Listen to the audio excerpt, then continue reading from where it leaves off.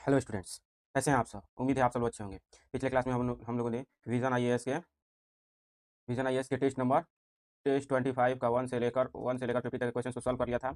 इस क्लास में हम लोग 51 से लेकर 100 तक के क्वेश्चन को सॉल्व करने वाले हैं। वो भी कितने देर में जी? तो 50 क्वेश्चन 1 आवर में, क्योंकि एग्जाम में भी हम लोग को 1 आवर ही मिलता है 50 क्वेश्चन के लिए। हाँ, कुछ समय हमेशा हर क्लास में, ज़्यादातर क्लास में देखा जाता है कि 1 घंटा प्लस ही लग जाता है, मतलब कि 1 घंटा 10 मिनट 12 मिनट 15 मिनट, इससे ज़्यादा ही नहीं है, क्योंकि हम लोग जब ज़्यादा डिस्क्रिप्शन करने लगते हैं तो उसमें ज़्यादा समय लग जाता है कभी कभी। तो हम लोग को क्योंकि एक ही घंटा में क्यों टारगेट रहता है जी? क्योंकि 1 घंटे में ही हम लोग का जो एग्ज़ाम होता है, और 1 घंटे में ही ये एग्जाम को, मतलब कि 2 घंटे का होता है, 2 घंटे में 100 क्वेश्चन सॉल्व करने रहते हैं। तो 1 घंटे में कितना हुआ? 50 क्वेश्चन। 1 घंटे में 50 क्वेश्चन, तो हम लोग भी 50 क्वेश्चन सॉल्व करते हैं। और फिर से बता देते हैं कि जो क्वेश्चन स्वयं में डिस्क्रिप्टिव फॉर्म में होता है, अर्थात काफ़ी बड़ी बड़ी परिभाषाएं दी होती हैं, तो उसको ज़्यादा समझाने की जरूरत नहीं पड़ती है, क्योंकि वह स्वयं में डिफिनीशन होता है, उससे ज़्यादा बताने की जरूरत नहीं है। लेकिन जो छोटे छोटे क्वेश्चन होते हैं, जिसमें एक पॉइंट दे देता है लेकिन अन्य पॉइंट्स को जानना अति आवश्यक होता है, तो उसके संदर्भ में हम लोग डिस्क्राइब जरूर करते हैं।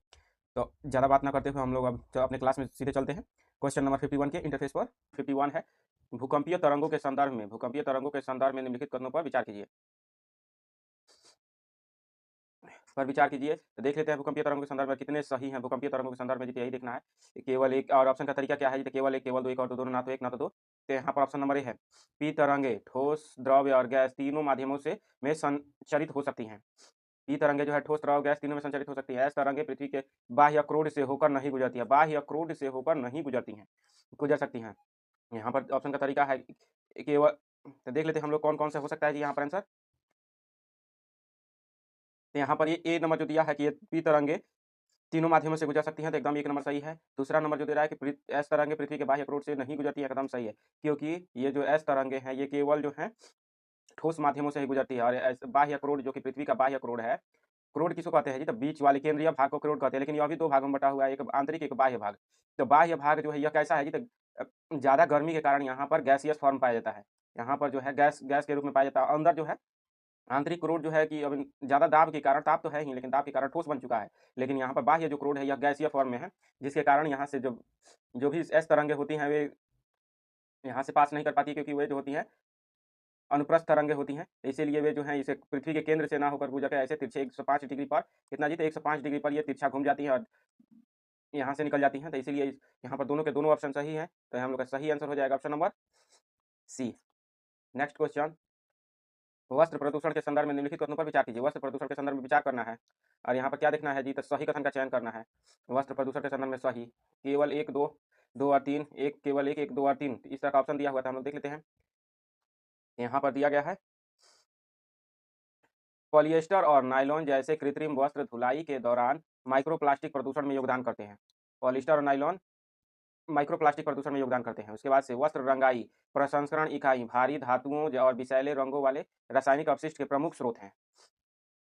और उसके बाद से है, कपास और जूट जैसे प्राकृतिक रेशे अपने जीवन चक्र के किसी भी चरण में कोई पर्यावरणीय प्रदूषण नहीं करते हैं। तो यहाँ पर जब ध्यान दीजिएगा, हम लोग का एलिमिनेशनल मेथड है क्या है जी? तो इसमें अगर एक भी गलती हो जाएगा तो हम लोग आंसर के आसपास पहुंच जाएंगे। यहाँ पर जब देख रहे हैं थर्ड नंबर जब पढ़िएगा तो कहिए, लिख रहा है कपास और जूट कभी प्रदूषण करते ही नहीं है। अब बताइए, कपास और जूट कभी प्रदूषण करते ही नहीं है। चाहे कोई भी अगर कपड़ा हो, अगर उसको भी कहीं पर भी कचरा की तरह फेंक दिया जाए तो क्या वे प्रदूषण नहीं करेंगे? एक नंबर। दूसरा बात है कि कपास के निर्माण में भी तो कपास को उगाने से लेकर उसके कपड़े बनाने तक कितना बड़ा प्रदूषण का स्तर बढ़ता है जी। इनसे भी जो होते हैं एस्बेस्टस निकलते हैं, इनसे भी जो धूल निकलते हैं उससे भी बीमारियां होती हैं। इनके उत्पादन में तो होता ही है, जो पेट्रोल जीवाश्म ईंधन जलता है, इन पर कई सारी मशीनें चलाई जाती है जिससे कि प्रदूषण होता है। तो यहाँ पर कहे कि कोई प्रदूषण नहीं होता है, तो हम 3 नंबर गलत हो जाएगा। 2 नंबर जो दे रहा है कि वस्त्र रंगाई और प्रसंस्करण अब यहाँ पर हम लोग सबसे पहले देख लेते हैं ऑप्शन के तरीका से। 3 नंबर नहीं होगा, 3 नंबर नहीं होगा, अर्थात 1 नंबर इसेंशियल है। अब केवल 2 नंबर देख लेना है, 2 नंबर होगा या नहीं। वस्त्र रंगाई और प्रसंस्करण इकाई भारी धातु और विषैले रंगों वाले रसायन अपशिष्ट के प्रमुख स्रोत है, एकदम सही है। तो यहाँ पर 1 नंबर सही था ही, क्योंकि वो इसेंशियल हो गया था 3 के करने से। तो यहाँ पर यह भी एक था, यहाँ पर भी एक था, और 2 नंबर भी सही हो रहा था, ऑप्शन नंबर ए हो जाएगा। नेक्स्ट, निम्नलिखित संगठनों में से किसके द्वारा कृत्रिम बुद्धिमत्ता पर स्वतंत्र अंतर्राष्ट्रीय वैज्ञानिक पैनल और एआई गवर्नेंस पर वैश्विक संवाद की घोषणा की गई थी? कि कौन सा ऐसा संगठन है जिसके द्वारा एआई पर स्वतंत्र अंतर्राष्ट्रीय वैज्ञानिक पैनल और एआई गवर्नेंस पर वैश्विक संवाद की घोषणा की गई थी? तो यहाँ पर दे रहा है UNGA, EU, EU, G20, ASEAN. तो यहाँ पर जब देखेंगे, यहाँ पर सही आंसर हो जाएगा ऑप्शन नंबर ए, यूएनजीए द्वारा एआई पर स्वतंत्र अंतर्राष्ट्रीय वैज्ञानिक पैनल और एआई गवर्नेंस की संवाद की घोषणा की गई थी। तो हम लोग देख लेते हैं अब नेक्स्ट क्वेश्चन।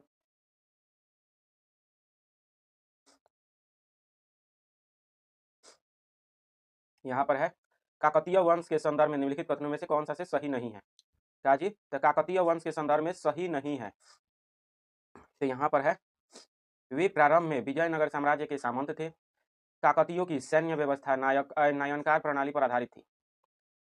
कौन सा सही नहीं है? तो यहाँ पर देखेंगे विजयनगर साम्राज्य के सामंत थे, सैन्य व्यवस्था जो थी नायनकार प्रणाली पर आधारित थी। इसके बाद से है मोटीपल्ली काकतीयों का प्रधान प्रमुख बंदरगाह था। मोटीपल्ली बंदरगाह था उनका। वे टैंकों की श्रृंखला जैसे सिंचाई सार्वजनिक कार्यों के लिए प्रसिद्ध थे। यहाँ पर देखेंगे काकतीय जो थे उनका संबंध, वे जो थे यहाँ पर गलत कथन का चयन करना था। यहाँ पर देखेंगे कि विजयनगर के सामंत थे, एकदम सरासर गलती है, क्योंकि काकतीय जो थे विजयनगर के सामंत नहीं बल्कि एक तरह से कहें तो विजयनगर के शासकों का ही जन्म काकतीयों के संरक्षण में हुआ था। बाद में काकतीयों के क्षेत्रों को भी इन्होंने विजय प्राप्त जीत लिया। तो ये अधीन प्रारंभिक समय में ये जो काकतीयों के अधीन थे, ना कि यहाँ के ये काकतीय शासक इनके अधीन थे। तो यहाँ पर उल्टा दे दिया है, तो एक नंबर गलत हो जाएगा और हम लोग को गलत ही चुनना था, तो यही हो जाएगा। नेक्स्ट क्वेश्चन देख लेते हैं। निम्नलिखित में से किस अधिनियम में के परिणाम स्वरूप भारत में प्रथम विधि आयोग की स्थापना हुई है? किस अधिनियम के परिणाम स्वरूप भारत में प्रथम विधि आयोग की स्थापना हुई है? यहाँ पर जो सही आंसर होगा, यहाँ पर देख लेते हैं 1833 का चार्टर अधिनियम, 1853 का चार्टर, 1784 का फिट्स इंडिया एक्ट, 1793 का चार्टर अधिनियम। यहाँ पर जो सही होगा ऑप्शन नंबर ए हो जाएगा, 55 का ए हो जाएगा, जो कि 1833 के चार्टर अधिनियम के तहत ही प्रथम विधि आयोग की स्थापना हुई थी लॉर्ड मैकाले की अध्यक्षता में। अब नेक्स्ट क्वेश्चन देख लेते हैं। लॉर्ड मैकाले की अध्यक्षता में वही प्रथम विधि आयोग की स्थापना हुई थी, जिन्होंने भारत के संबंध में कानून बनवाया था और उसी समय भारत की शिक्षा नीति के लिए भी सबसे पहला प्रयास किया गया था। नेक्स्ट क्वेश्चन, निम्नलिखित महासागरीय स्वरूपों को उथले से गहरे क्रम में व्यवस्थित कीजिए, अर्थात कौन ज़्यादा ऊंचा है, उससे गहरा कौन सा सागर है, उससे गहरा कौन सा गर्त है, उससे गहरा ऐसे करके बताना है। और यहाँ पर दे रहा है कि महाद्वीपीय मग्न तट, महाद्वीपीय ढाल, वितलीय मैदान, महासागरीय गर्त। तो कुछ इस तरह से सागर की गहराई ऐसा नहीं होता, सागर की गहराई तो कुछ ऐसे होता है, तो इसको हम क्रम के रूप में देखें हैं। तो यहाँ पर जब देखेंगे तो यहाँ पर किस क्रम में दिया हुआ है जी? यहाँ पर दे रहा है कि महासागरीय मग्न तट। तो यहाँ पर जो ये ऊपरी तट होता है, मान लीजिए कि ये यहाँ से कॉन्टिनेंट शुरू हो रहा है या फिर महाद्वीप शुरू हो रहा है, तो जो ये भाग, मान लीजिए कि ये भाग जो यहाँ पर जल में मग्न है, क्योंकि ये तो कॉन्टिनेंट का हिस्सा है, ये जो भाग है ये जल से संयोजित है, तो इसको क्या कहेंगे? महाद्वीपीय मग्न तट कहते हैं, तो सबसे ऊपर है। उसके बाद आता है महाद्वीपीय ढाल। महाद्वीपीय ढाल इसको बोलेंगे जी, क्योंकि कॉन्टिनेंट भी तो इसी को ही, यहाँ पर जहाँ पर लोग जा सकते हैं अभी, मतलब कि सामान्यतः वहाँ पर तक प्रवेश करने की अनुमति होती है, कम पानी होता है और सागर की लहरें आती हैं, तो वे भी जो होती हैं महाद्वीपीय ढाल के अंतर्गत आती हैं, तो ये ढाल है। उसके बाद से वितलीय मैदान, लगभग ये थोड़ा चौड़ा ही होता है, और उसके बाद से वितलीय मैदान, जो कि ये नीचे वाला जो भाग है यह है वितलीय मैदान। और उसके बाद से है महासागरीय गर्त, जैसे कि मेरियाना ट्रेंच, सुंडा ट्रेंच, ये सभी के सभी गर्त के भाग हैं, मतलब कि महासागर में अंदर गहराई तक जाते हैं। तो यहाँ पर देख लिया हम लोग कि सबसे आगे कौन है जी? तो महाद्वीपीय मग्न तट, उसके बाद से महाद्वीपीय ढाल, तब वितलीय मैदान, तब जो है महासागरीय गर्त। 1 2 3 4 सीक्वेंस में दिया ही गया, तब तो नंबर ए हो जाएगा। नेक्स्ट क्वेश्चन, विभिन्न श्रेणियों और वस्तुओं के लिए हार्मोनाइज्ड सिस्टम कोड का विकास किसके द्वारा किया गया है? हार्मोनाइज्ड सिस्टम कोड, HSC जिसको कहते हैं। ऑप्शन नंबर है WTO, विश्व व्यापार संगठन, विश्व सीमा शुल्क संगठन, अंकटाड, विश्व आर्थिक मंच। यहाँ पर जो सही आंसर हो जाएगा ऑप्शन नंबर बी, विश्व सीमा शुल्क संगठन द्वारा हार्मोनाइज्ड सिस्टम कोड जो है जारी किया जाता है। यह क्या होता है जी? तो जो GI पदार्थ प्राप्त होते हैं उनके लिए विशेष कोड दिया जाता है, अर्थात उन पर बाधाएं कम लगाई जाती हैं। एक राज्य से दूसरे राज्य या फिर कहीं पर भी परिवहन करने के लिए सबसे पहले उनको एक कोड दे दिया जाता है, जिन जैविक मतलब कि GI उत्पादों को, तो यहाँ से परिवहन करने में जांच की सीमाएं कम हो जाती है, मतलब कहीं पर भी जांच कम होता है। जैसे ही एक HS कोड मिल गया किसी भी पदार्थ को, मान लीजिए कि ट्रक से कोई वस्तु एक राज्य से दूसरे राज्य में जाता है, तो वहाँ पर जांच होता है कि क्या वस्तु क्या है, क्या उसका उपयोगिता है, क्या नहीं है, उसकी जांच की जाती है। लेकिन जैसे ही मान लीजिए कि कोई भी वस्तु है, नालंदा का ले लीजिए, खजुली ही होता है, नालंदा जिले का खजुली ले लीजिए, शाही खजुली, तो यहाँ से खजुली एक ट्रक भर के केरल ले जाने में कई जगह जांच के प्रोसेस से गुजरना पहले पड़ता था। लेकिन जब यह विश्व सीमा शुल्क संगठन द्वारा GI जैसे उत्पाद, जो कि विशिष्ट भौगोलिक उत्पादों को जब एक क्षेत्र से दूसरे क्षेत्र, मतलब भारत में ही चाहे किसी दूसरे देश में भी ले जाना हो, तो एक बार में इसको विश्व सीमा शुल्क संगठन द्वारा HS कोड जारी कर दिया जाता है। एक बार इसके हाथ में ये पड़ गया, ट्रक वाले के हाथ में, और उसके लिए सर्टिफिकेट मिल गया HS कोड का, तब ये यहाँ से केरला ले जाने में, चाहे किसी अन्य भी देश ले जाने में काफ़ी कम बाधाएं उत्पन्न होती है, काफ़ी कम जाँच होता है। तो इसी को HS कोड या फिर हार्मोनाइज सिस्टम कोड कहते हैं, तो ऑप्शन नंबर बी हो जाएगा। नेक्स्ट क्वेश्चन अब हम लोग देख लेते हैं। नेक्स्ट क्वेश्चन है, भारत में निम्नलिखित क्षेत्रों में से किनमें प्रत्यक्ष विदेशी निवेश निषिद्ध है? FDI निषिद्ध है जी, किनमें? तो ऑप्शन यहाँ पर क्या देखना है, जो नीचे दिए गए कोड का प्रयोग कर सही उत्तर का चयन कीजिए। सही उत्तर का चयन करना है, तो यहाँ पर ऑप्शन नंबर है रियल एस्टेट निवेश ट्रस्ट, चिट फंड, निधि कंपनियाँ, फार्म हाउसों का निर्माण। तो यहाँ पर जो सही आंसर हो जाएगा, यहाँ पर देखेंगे एफडीआई में निषिद्ध है जी, तो चिट फंड में भी एफडीआई निषिद्ध है, क्योंकि ये जो है सबसे बड़ी बात होती है कि एफडीआई निषिद्ध किसमें, एफडीआई मतलब कि विदेशों से जो शेयर सॉरी मतलब कि एक विशिष्ट भाग के रूप में आता है जो पैसा, मतलब कि शेयर के रूप में शेयर मार्केट में ना आके सीधे जो होता है कंपनी के हिस्से के खरीदने के लिए काम जो आता है, वह जो भी पैसा विदेश से आता है उसको एफडीआई कहते हैं। तो एफडीआई उन्हीं क्षेत्रों में न रोका जाएगा कि जिसमें धोखाधड़ी हो, रिश्वतखोरी हो, ऐसे आपराधिक क्षेत्रों में रोका जाता है। तो चिट फंड भी एक तरह से आपराधिक क्षेत्र में ही आ जाता है, लेकिन अगर सजग तरीके से संचालित किया जाए तो उसकी मंजूरी है चिट फंड की। लेकिन इसमें जो है धोखाधड़ी और आतंकवाद फैलाने की एक जगह मिल जाता है, इसीलिए भारत ने इस पर एफडीआई पर रोक लगाया है। निधि कंपनियां, फंड कंपनियां जो है इन पर भी रोक लगाया गया है, क्योंकि ये अगर मान लीजिए कि निधि कंपनियां वे कंपनियां होती हैं जो कि विभिन्न औद्योगिक इकाइयों को त्वरित वित्त प्रदान करती हैं। मान लीजिए कि अगर रिलायंस कंपनी ही लग रहा है, रिलायंस कंपनी की कोई इकाई लग रही है, ये निधि कंपनियां क्या होती है, अगर रिलायंस कंपनी कंपनी लगा रही है और ये इसके पास जितना भी वित्त है यहाँ से शेयर मार्केट से भी प्राप्त किया, फिर भी उसमें 1 लाख रुपया घट जा रहा है, तो 1 लाख रुपया त्वरित आपूर्ति करने के लिए ये रिलायंस कंपनियां कहाँ पर जाती है, तो निधि कंपनियों से जाकर तुरंत के तुरंत ऋण ले सकती हैं। लेकिन यहाँ पर एफडीआई पर इसीलिए रोक लगाया गया है क्योंकि ये अगर विदेशी होंगे तो अगर मान लीजिए कि कभी कभी दे दिए और कभी कभी मूड घूम गया, अमेरिका के अगर निवेशक है और भारत के साथ कोई विवाद उत्पन्न हुआ है, तुरंत कहेंगे ना ये जो रिलायंस कंपनी का नया शाखा बन रहा है वो अमेरिका विरोधी है, यहाँ पर ऋण मतलब कि ऋण तुरंत रूप में नहीं मिलेगा। तो ये ऐसा रोक न लगे और भारतीय उद्योग को इससे झटका लग सकता है, इसीलिए यहाँ पर भी रोक लगाया गया है। तो ये हो जाएगा। उसके बाद से फार्म हाउसों का निर्माण, तो यहाँ पर भी रोक लगाया गया है। तो यहाँ पर 2, 3, 4 सही है। रियल एस्टेट इन्वेस्टमेंट ट्रस्ट में रोक नहीं लगाएगा, तो ऑप्शन नंबर बी हो जाएगा। नेक्स्ट क्वेश्चन यहाँ पर है, निम्नलिखित युग्मों पर विचार कीजिए। तो विचार कर लेते हैं। यहाँ पर ग्रंथ है, उसके बाद से लेखक है, किस संदर्भ में कौन सा से सही सुमेलित है, सुमेलित का चयन करना है। तो यहाँ पर देख लेते हैं हम लोग कौन सा सुमेलित है जी एक दूसरे से। यहाँ पर तेरा अभिनय दर्पण कह रहा है कि भरत मुनि द्वारा, अभिनय दर्पण भरत मुनि, अभिनव भारती अभिनव गुप्त द्वारा, गीत गोविंद कालिदास। तो यहाँ पर जब आप लोग देखे होंगे कि ये अभिनय दर्पण जो कह रहा है कि किसके द्वारा जी, तो भरत मुनि के द्वारा। तो भरत मुनि के द्वारा क्या इसकी रचना की गई है, तो यहाँ पर इनके द्वारा, यहाँ पर भरत मुनि के द्वारा अभिनय दर्पण का निर्माण नहीं किया गया, लेखनी नहीं किया गया है। और यहाँ पर अभिनव भारती की रचना अभिनव गुप्त द्वारा ही की गई है, तो एकदम दूसरा नंबर एकदम सही है। तीसरा नंबर, गीत गोविंद की रचना किसके द्वारा की गई थी जी, तो जयदेव के द्वारा। यहाँ पर जयदेव के द्वारा की गई है, न कि कालिदास के द्वारा। कालिदास की तो रघुवंशम, कुमार संभवम, मेघदूतम जैसी रचनाएं हैं जो कि संस्कृत से जुड़ी हुई है। गीत गोविंद जयदेव की रचना है। तो यहाँ पर 3 नंबर भी गलत है, 1 नंबर भी गलत है।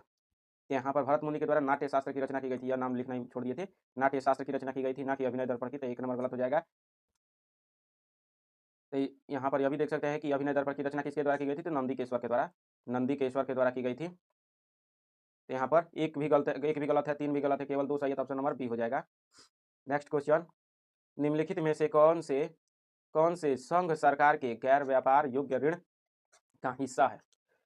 संघ सरकार के गैर व्यापार योग्य ऋण का हिस्सा है, यहाँ पर तेरा ट्रेजरी बिल, राष्ट्रीय लघु बचत कोष द्वारा समर्थित प्रतिभूतियां, सॉवरेन गोल्ड बॉन्ड। और यहाँ पर देखना है कि कितने जो है सही कथन है। तो यहाँ पर सही कथन देखेंगे तो यहाँ पर ऑप्शन का तरीका क्या है जी, तो केवल 1 और 2, 2 और 3, 1 और 3, 1, 2 और 3। यहाँ पर जब देखेंगे हम लोग, यहाँ पर जो है दूसरा नंबर जो है कि कह रहा है कि राष्ट्रीय लघु बचत कोष द्वारा समर्पित प्रतिभूतियां, तो एकदम यह है, गैर व्यापार योग्य ऋण का हिस्सा है। और यहाँ पर सॉवरेन गोल्ड बॉन्ड भी है, लेकिन यह जो है ट्रेजरी बिल नहीं आता है। यहाँ पर इसको क्वेश्चन को आप लोग शायद समझे होंगे, शायद नहीं भी समझे होंगे, तो हम फिर से क्वेश्चन को समझा देते हैं। यहाँ पर कह रहा है कि गैर व्यापार योग्य ऋण है, मतलब कि एक व्यक्ति, कोई भी व्यक्ति जो एक व्यक्ति ए है, सरकार को ही ले लीजिए, गवर्नमेंट जो होती है कई प्रकार के साधन जारी करती है अपने मतलब कि लोगों से ए नामक ABC से पैसा वसूलने के लिए। अब ये पैसा सरकार तो पैसा ले लेती है इस व्यक्ति से, और इस व्यक्ति को कुछ एक ठो प्रमाण पत्र दे देती है, सर्टिफिकेट दे देती है कि आपने हमको 1 लाख रुपया दिया। मान लीजिए कि ये ने सरकार को 1 लाख रुपये दिया और एक ठो पत्र प्राप्त कर लिया, सर्टिफिकेट प्राप्त कर लिया। अब ये सर्टिफिकेट जो होता है, यह व्यक्ति जो है कहीं पर भी ले जाकर दूसरे को दे दे तो इसको 1 लाख रुपया मिल जाएगा, या फिर ये जितना चाहे मांगे, अगर दूसरा व्यक्ति सक्षम हो, अगर उसको लाभ हो रहा हो, तो यह जो है सर्टिफिकेट खरीद बेच हो सकती है। लेकिन कुछ ऐसे भी होते हैं कुछ ऐसे भी सर्टिफिकेट होते हैं, वित्तीय साधन होते हैं जिनका व्यापार नहीं हो सकता, अर्थात एक व्यक्ति दूसरे व्यक्ति को हस्तांतरित नहीं कर सकता है। तो उनमें कौन कौन से हैं जी, तो राष्ट्रीय लघु बचत कोष द्वारा समर्पित प्रतिभूतियां और सॉवरेन गोल्ड बॉन्ड भी व्यापार योग्य नहीं होता है। यहाँ पर ट्रेजरी बिल जो है, अगर मान लीजिए कि आपके पास ट्रेजरी बिल है तो एक व्यक्ति से दूसरे व्यक्ति में ट्रांसफर किया जा सकता है, तो यह किया जा सकता है, इसीलिए यह 1 नंबर नहीं होगा, 2 और 3 तो हो जाएगा। तो यहाँ पर जो सही आंसर हो जाएगा option number D. Next question,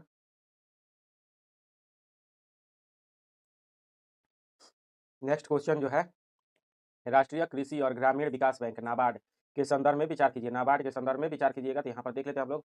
क्या बताना है जी, तो सही कथन का चयन करना है। नाबार्ड के संदर्भ में सही कथन का चयन कर लेना है। यहाँ पर जो दे रहा है, यह सहकारी संस्थाओं और उत्पादक संगठनों को प्रत्यक्ष ऋण प्रदान करता है। यह सहकारी संस्थाओं और उत्पादक संगठनों को प्रत्यक्ष ऋण प्रदान करता है। उसके बाद से यह ग्रामीण अवसंरचना के विकास हेतु राज्य सरकारों को ऋण प्रदान करता है। यह राज्य सहकारी बैंकों का पर्यवेक्षण करता है। और इसके बाद से यह कृषि ऋण के लिए एनबीएफसी को पुनर्वित्त प्रदान करता है। यहाँ पर जो सही आंसर हो जाएगा, यहाँ पर ऑप्शन का तरीका क्या है जी, तो एक केवल दो, सभी केवल तीन, सभी चार करके दिया हुआ था। देख लेते हैं। नाबार्ड जो है, यहाँ पर यह सरकार सहकारी संस्थाओं और वित्तीय और उत्पादक संगठनों को प्रत्यक्ष ऋण प्रदान करता है, एकदम एक नंबर सही है। दूसरा नंबर भी एकदम सही है कि ग्रामीण अवसंरचना के लिए ही वो समर्पित होता है। यहाँ पर तीसरा नंबर भी है कि राज्य सहकारी बैंकों का पर्यवेक्षण करता है और एनबीएफसी को पुनर्वित्त प्रदान करता है। तो यहाँ पर लगा ही है कृषि और ग्रामीण विकास लगा है, तो जो भी इसके पास क्षमता है, अपने हिम्मत है, ऊर्जा है, सब ऊर्जा कहाँ पर झोंकेगा जी, तो नाबार्ड जो अपना सारा ऊर्जा था कृषि और ग्रामीण के क्षेत्र में झोंकेगा। और ये सभी के सभी कृषि और ग्रामीण के विकास के लिए प्रत्यक्ष सहायता के क्षेत्र में अग्रसर है। यहाँ पर सभी के सभी हो जाएगा, तो हम लोग का सही आंसर हो जाएगा ऑप्शन नंबर डी, सभी चारों। नेक्स्ट क्वेश्चन, जेल जेल वैद्युत कण संचलन के संदर्भ में निम्नलिखित कथनों पर विचार कीजिए। और यहाँ पर क्या चयन करना है जी, तो सही कथन का चयन करना है। जेल वैद्युतकरण संचलन के संदर्भ में निम्नलिखित कथनों पर विचार करना है। यहाँ पर तेरा यह एक ऐसी तकनीक है जिसका उपयोग डीएनए के टुकड़ों को उनके आकार के अनुसार पृथक करने के लिए किया जाता है। उसके बाद से है, जेल वैद्युत कण संचलन में अणुओं को पृथक किए जाने के लिए वैद्युत क्षेत्र का द्वारा धकेला जाता है, विद्युत क्षेत्र द्वारा धकेला जाता है। तो यहाँ पर जब देखेंगे, यहाँ पर एक नंबर तो एकदम सही है। जेल वैद्युत कण संचलन में डीएनए के टुकड़ों को उनके आकार के अनुसार पृथक करने के लिए प्रयोग किया जाता है। ये जेल वैद्युत कण संचलन क्या है जी, तो यहाँ पर जो भी अगर आनुवांशिक जांच के लिए जो भी सैंपल लाए जाते हैं, कोशिका से डीएनए के टुकड़े लाए जाते हैं, तो डीएनए कैसा होता है जी, तो लंबा होता है, एक सर्पिल आकार का एक एक भाग होता है। लेकिन ये लंबा होता है, तो इसको तोड़ने की जरूरत पड़ती है, क्योंकि इसके जीन को अलग अलग तोड़ने की जरूरत पड़ती है, क्योंकि सभी जीन जो होते हैं अलग अलग गुण प्रदान करते हैं व्यक्ति को या फिर जीव को। सभी जीवों में ये जीन पाए जाते हैं। जीन क्या करते हैं जी, तो विशिष्ट प्रकार के गुण प्रदान करते हैं। तब इन विशिष्ट गुणों को अलग करने की आवश्यकता होती है, तभी जाकर किसी व्यक्ति की आनुवंशिकता की पता लगाई जा सकती है। यहाँ पर यह जो है, इसको सबसे पहले इसको अलग अलग काटने के लिए, मतलब कि अलग अलग करने के लिए क्या किसमें प्रयोग किया जाता है। वैसे तो नहीं है कि किसी से ले आकर कैंची से इसको काट दिया जाए, अलग अलग नहीं, इसको कभी तरह। अब ये इसके लिए क्या जरूरी है, तो यहाँ पर क्या करते हैं, इसको एक सोल्यूबल में डालते हैं, या फिर कहे तो एक रसायन में डालते हैं। इस जीन इस डीएनए के टुकड़े को जब हम लोग रसायन से भरे पात्र में डालते हैं और वहाँ पर विद्युत का प्रवाह करते हैं, तब यह जो है डीएनए जो है विभिन्न जीनों में टूट जाता है। और यहाँ पर किसी अन्य के भी डीएनए को लेते हैं और उसके भी जीनों को तोड़ते हैं, और तोड़ने के बाद जब सॉल्यूशन को एक साथ में मिलाया जाता है, तो यहाँ पर समान गुण वाले एक दूसरे के साथ मिल जाते हैं। अर्थात इसके डीएनए इसमें जाकर मैच कर जाएंगे, इसके डीएनए इसके जीन जो है इसमें जाकर मैच कर जाएगा। मैच कर जाएंगे तो मान लीजिए जाएगा दोनों के दोनों ए व्यक्ति का जीन और बी व्यक्ति का जीन एक ही कुल और एक ही आनुवंशिकता से जुड़ा हुआ है। तो यहाँ पर यही होता है। जैसे कि क्रिस्पर-केस9 का नाम सुने होंगे आप लोग, तो क्रिस्पर-केस9 में भी जेल वैद्युत संचलन विधि का ही प्रयोग किया जाता है। और एक नंबर सही हो जाएगा। दूसरा नंबर है, जेल वैद्युतीकरण अणु को पृथक किए जाने के लिए वैद्युत क्षेत्र द्वारा धकेला जाता है, तो एकदम सही है। ये बताया ही है कि यहाँ पर विद्युत का प्रवाह किया जाता है तभी यह टूटता है। तो यहाँ पर दूसरा नंबर भी सही है। जैसे क्रिस्पर-केस9 जो बनाया गया है वह भी एक रसायन ही है, आणविक कैंची जिसको कहते हैं। यहाँ पर दोनों के दोनों सही है, तो ऑप्शन नंबर हम लोग का यहाँ पर सी हो जाएगा। नेक्स्ट क्वेश्चन, राष्ट्रीय बाल अधिकार संरक्षण आयोग एनसीपीसीआर के संदर्भ में विचार करना है। एनसीपीसीआर के संदर्भ में विचार करना है। और यहाँ पर क्या विचार करना है जी, तो सही कथन का चयन करना है। किशोर न्याय अधिनियम सन 2000 के तहत स्थापित किया गया था। किशोर न्याय अधिनियम सन 2000 के तहत स्थापित किया गया था। यह सुनिश्चित करता है कि सभी कानून और नीतियां बाल अधिकारों से संगत हों। इसके वजह से बाल अधिकारों के उल्लंघन के मामले पर स्वतः संज्ञान ले सकता है। तो यहाँ पर जो देख लेते हैं हम लोग, यहाँ पर ऑप्शन का तरीका देख लेते हैं हम लोग। ऑप्शन का तरीका क्या है जी, तो केवल 1, 2 और 3, केवल 2, 1, 2 और 3। यहाँ पर जब हम लोग देखते हैं, यहाँ पर दे रहा है कि किशोर न्याय अधिनियम 2000 के तहत स्थापित है जी, तो यहाँ पर देखेंगे तो एकदम सरासर गलत हो जाएगा यह, क्योंकि यह जो राष्ट्रीय बाल अधिकार संरक्षण आयोग है, यह जो है राष्ट्रीय बाल अधिकार संरक्षण आयोग 2007 के तहत बना है। यह 2005 के तहत 2007 में बना है। कब बना है जी, तो 2007 में गठन हुआ है, अधिनियम 2005 के तहत, ना कि सन 2000 में। किशोर न्याय अधिनियम कब बना है, तो सन 2015 में बना है। तो यहाँ पर 2007 दिया रहता, तो अब तब हम लोग सही होता, तो यहाँ पर एक नंबर गलत हो गया। 1 नंबर गलत होते हैं, यह भी गलत, यह भी गलत। अब हम लोग का यहीं पर होगा और यहाँ पर दोनों के दोनों ए है, मतलब 2 नंबर है, अर्थात 2 नंबर हो जाएगा। हम लोग का सही ये जो है केवल यही देख लेना है 3 होगा कि नहीं। यहाँ पर दे रहा है यह बाल अधिकारों के उल्लंघन के मामले पर स्वतः संज्ञान ले सकता है, एकदम ले सकता है जी। जब 3 नंबर जो है एकदम सही है तो ऑप्शन नंबर बी आंसर निकल कर आ जाएगा। नेक्स्ट क्वेश्चन देख लेते हैं अब हम लोग। निम्नलिखित में से कौन सा विकल्प हाल ही में सुर्खियों में रही माइक्रो डॉट्स प्रौद्योगिकी की सर्वश्रेष्ठ व्याख्या करता है। माइक्रो डॉट प्रौद्योगिकी की सर्वश्रेष्ठ व्याख्या करता है जी। तो यहाँ पर जो होगा, यहाँ पर दे रहा है कि यह एक ऐसी तकनीक है जिसमें चोरी की रोकथाम हेतु वाहन पर लेजर डॉट्स उकेरे जाते हैं। चोरी की रोकथाम हेतु वाहन पर लेजर डॉट्स उकेरे जाते हैं। यह एक 3D प्रिंटिंग प्रौद्योगिकी है जिसका उद्देश्य स्वच्छ प्रौद्योगिकियों का उत्पादन करना होता है। यहाँ पर आगे ज़्यादा पढ़ने की जरूरत नहीं है। माइक्रो डॉट्स का जो प्रत्यक्ष संबंध है, यह एक ऐसी तकनीक है जिसमें चोरी की रोकथाम हेतु वाहन पर लेजर डॉट्स उकेरे जाते हैं। यहाँ पर ऑप्शन नंबर ए हो जाएगा। तो इसको याद रखिएगा, माइक्रो डॉट्स वाहनों से संबंधित है। वाहनों पर लेजर डॉट्स उगेरे जाते हैं। अगर मान लीजिए कोई भी वस्तु, एक लेजर डॉट्स किसको कहते हैं जी, तो गाड़ी जो होता है, पहले जो पुरानी पारंपरिक गाड़ियाँ होती थी तो वे साधारण होती थी, लेकिन आजकल की गाड़ियों में स्मार्टनेस आ चुका है और यहाँ पर इस पर किसी भी भाग में, बहुत सारी गाड़ियों के अगले भाग में ही या फिर पिछले भाग में कुछ लेजर डॉट्स लगा दिए जाते हैं, जो कि प्रत्यक्ष आंखों से या फिर देखा जाए तो यह दिखाई नहीं देता है। यह समझ में नहीं आएगा कि रंग कहाँ पर है और मतलब कि ये डॉट्स कहाँ पर लगे हुए हैं, लेकिन जब जब भी ये टोल क्षेत्र से गुजरता है, जहाँ पर आरएफआईडी तकनीकी पर आधारित, जो कि यहाँ पर फास्ट टैग लगे होते हैं, फास्ट टैग को स्कैन करने के लिए, तो फास्ट टैग को जो मशीन स्कैन करती है वह भी जो है वह तुरंत के तुरंत यहाँ पर माइक्रो डॉट्स से इन डॉट्स को भी पहचान लेती है, डॉट्स को देख लेती है एक बार। यहाँ पर अगर फास्ट टैग में भी अगर डॉट्स लगे हुए हैं तो इसको पहचान लेती है। और ये तो एक बार जो गाड़ी चोरी होती है उसका नंबर के साथ साथ डॉट्स की जानकारी भी देश भर में विभिन्न संस्थाओं को जारी कर दी जाती है। तब ये जहाँ पर भी टोल टैक्स से ये गाड़ी गुजरेगी वहीं पर इसकी जाँच हो जाएगी और पता लग जाएगा कि ये गाड़ी चोरी की है।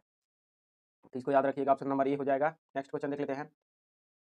निम्नलिखित देशों में से कौन सा से मैक्सिको मैक्सिको की खाड़ी की सीमाएं साझा करता है? मैक्सिको की खाड़ी से सीमाएं साझा करता है, तो यहाँ पर दे रहा यूएसए, क्यूबा, वेनेजुएला।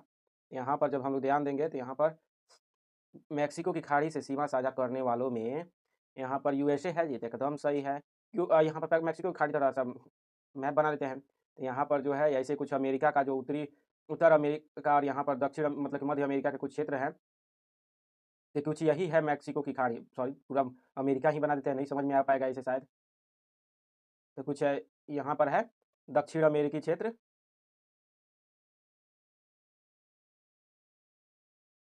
तो यहाँ पर देखिएगा तो ये है दक्षिण अमेरिकी क्षेत्र, यहाँ पर ऐसे कुछ है, तो ये है मैक्सिको की खाड़ी। तो मैक्सिको की खाड़ी से कौन कौन, यहाँ पर है यूएसए, यह तो सीमा साझा करता है जी। यहाँ पर है क्यूबा, ये भी सीमा साझा करता है जी। लेकिन वेनेजुएला जो है, वेनेजुएला यहाँ पर है, तो वेनेजुएला इसके साथ सीमा साझा नहीं करता है। यहाँ पर 3 नंबर नहीं होगा, 1 और 2 हो जाएगा, तो 2 ऑप्शन, केवल 2 और सही होंगे, तो बी हो जाएगा। Next question. निम्नलिखित में से कौन सी भारत की स्थानिक प्रजातियाँ कौन सी है जी? तो यहाँ पर सही कथन का चयन करना है, भारत की स्थानिक प्रजाति के संदर्भ में सही कथन का चयन करना है। तो यहाँ पर दे रहा है कि नीलगिरी ताहर, शेर पूँछ वाला मकाक, उसके बाद से है अंडमान के जंगली सूअर और हिम तेंदुआ। तो यहाँ पर जो सही आंसर होगा, यहाँ पर हम लोग देख लेते हैं कि यहाँ पर दे रहा है 1 और 2, 1 2 3, 2 2 3 4, 1 2 3 4। तो यहाँ पर जो सही आंसर होगा नीलगिरी ताहार भी जो है कि भारत की स्थानीय, नीलगिरी यहाँ पर लगा ही है, तो नीलगिरी में रहती है और स्थानिक है, इसलिए यहाँ पर ताहार लगा, नीलगिरी की ताहार है। शेर पूँछ वाला मकाक पश्चिमी घाट के लिए स्थानिक है। अंडमान के जंगली सूअर, तो अंडमान नाम लगा है तो यहाँ पर स्थानिक ही होगा। लेकिन हिम तेंदुआ पूरे विश्व के ठंडे प्रदेशों में पाया जाता है। तो यहाँ पर 1 2 3 सही होंगे, चौथा नहीं होगा, तो 1 2 3 ऑप्शन नंबर बी निकल कर आ जाएगा। Next question. नेक्स्ट क्वेश्चन जो है, जैन धर्म के संदर्भ में निम्नलिखित में से कौन सा से सही है या है? जैन धर्म के संदर्भ में सही कथन का चयन करना है। यहाँ पर क्या चयन करना है जी, तो सही उत्तर का चयन करना है। यह दे रहा कि इसने अपने अनुयायियों के लिए कृषि के अभ्यास को निषिद्ध किया। क्या जी? तो कृषि के अभ्यास को निषिद्ध किया। उसके बाद से कह रहा है कि इसने देवताओं के अस्तित्व को तो स्वीकार किया, लेकिन उन्हें जीन से नीचे स्थान दिया। और इसके बाद से दे रहा है कि इसने बौद्ध धर्म की तरह वर्ण व्यवस्था की निंदा नहीं की। तो यहाँ पर ऑप्शन का तरीका है 1 2 1 3 2 1 2 3 1 3 2 और 3। यहाँ पर जैन धर्म के संदर्भ में देखेंगे तो यहाँ पर कृषि का निषेध किया एकदम, क्योंकि कृषि में हल का प्रयोग होता है, हल और जैसे कि लौह उपकरणों का प्रयोग होता है, और जैसे जमीन खोदा जाता है तो जमीन में केचुए भी होते हैं। जब फावड़ा से जमीन पर खोदिएगा कि कृषि करने के लिए, तो जो केचुए कट सकते हैं, तो इससे अहिंसा का पालन रुक सकता है, इसीलिए कृषि पर रोक लगाई गई है। देवताओं के अस्तित्व को स्वीकार किया लेकिन जीन इसे नीचे माना। मतलब कि जो भी दिवंगत होते हैं जैन धर्म के, उनको जीन कहा जाता है और देवता जो होते हैं इनसे नीचे होते हैं, एकदम सही है। इसने बौद्ध धर्म की तरह वर्ण व्यवस्था की निंदा नहीं की, एकदम सही है, क्योंकि यहाँ पर वर्ण व्यवस्था को मान्यता दी गई थी। यहाँ पर 1, 2, 3 तीनों के तीनों सही है, तो ऑप्शन नंबर यहाँ पर सही आंसर हो जाएगा option number D. Next question, पौधों में फ्लोएम परिवहन के संदर्भ में निम्नलिखित कथनों में से कौन सा से सही है? फ्लोएम परिवहन के संदर्भ में यहाँ पर दे रहा है, यह दाब प्रवाह या फिर द्रव्यमान प्रवाह परिकल्पना का अनुसरण करता है। इसके बाद से यह एक पूर्णतः निष्क्रिय प्रक्रिया है जिसमें किसी भी प्रकार की चयापचय ऊर्जा की आवश्यकता नहीं होती है। यहाँ पर जब हम लोग ध्यान देंगे तो यहाँ पर आगे ज़्यादा पढ़ने की जरूरत नहीं होती। फ्लोएम क्या होता है जी? फ्लोएम परिवहन, तो फ्लोएम पौधों में दो प्रकार के जो होते हैं, एक तो होता है यहाँ पर जो फ्लोएम परिवहन के संदर्भ में दिया गया है कि दाब प्रवाह या फिर द्रव्यमान प्रवाह परिकल्पना का अनुसरण करता है, तो यहाँ पर एक ए नंबर ही सही हो जाएगा, तो ऑप्शन नंबर ए हो जाएगा।